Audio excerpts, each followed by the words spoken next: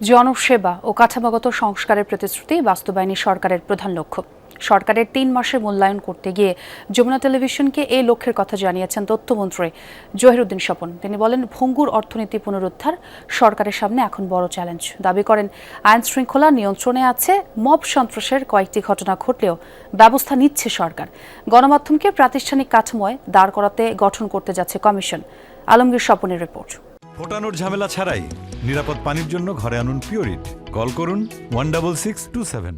আমি তারেক রহমান সশস্ত্র চিত্রে শপথ নিয়ে দায়িত্ব গ্রহণের ৩ মাস পেরিয়েছে বিএনপি সরকারের। এরই মধ্যে নির্বাচনী প্রতিশ্রুতির অংশ হিসেবে বাস্তবায়িত হচ্ছে ফ্যামিলি, কৃষিকার্ড, খাল খনন সহ নানা কর্মসূচি। তবে এই যাত্রায় সরকারের সামনে বড় চ্যালেঞ্জ অর্থনীতির পুনরুদ্ধার। দেশি বিদেশি ঋণ এবং মধ্যপ্রাচ্যের যুদ্ধের কারণে বৈশ্বিক জ্বালানি সংকট সেই চ্যালেঞ্জকে আরও কঠিন করেছে বলে জানিয়েছেন তথ্যমন্ত্রী। খেলাপি ঋণ এবং পরিশোধযোগ্য দেশি বিদেশি ঋণ মিলিয়ে প্রায় 29.5 লক্ষ কোটি টাকার হিসাব আমাদেরকে বহন করতে হচ্ছে। এত বড় ঋণের বোঝা বহন করে তারপরে এটাকে পরিপূর্ণ জায়গাতে আনা 8 লক্ষ কোটি টাকার কাছাকাছি একটা বাজেট আসবে হয়তো আগামী জুন মাসে। ফলে সরকারের জন্য সবচেয়ে বড় চ্যালেঞ্জই হয়ে গেছে এইটা। সরকার আইন শৃঙ্খলা পরিস্থিতি অনেকটাই নিয়ন্ত্রণে এনেছে, তবে মব এখনো থামেনি। তথ্যমন্ত্রী বলছেন, এক্ষেত্রে দায়ীরা ছাড় পাচ্ছে না। যেহেতু সমাজে এবং এরকম নানান রকম নেতিবাচক শক্তি এখনো বিরাজ করে, অতএব চেষ্টা থাকবেই।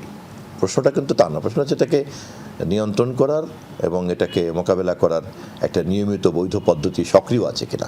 সেটা তো আছে। দেশে যে ধরনের আইন শৃঙ্খলা পরিস্থিতি, সামাজিক পরিস্থিতি, রাজনৈতিক স্থিতিশীলতা, সেটা সত্য সরকারের একার উপরে নির্ভর করে না, সকলের উপরেই নির্ভর করে। গণমাধ্যম ও মত প্রকাশের স্বাধীনতা কতটা নিশ্চিত করতে পারছে সরকার, এর জবাবও দিয়েছেন তথ্যমন্ত্রী। গণমাধ্যমের স্বাধীনতাকে আমরা নিশ্চিত করবো। আর স্বাধীনতা বলতে আমরা মনে করি জনকল্যাণমুখী স্বাধীনতা।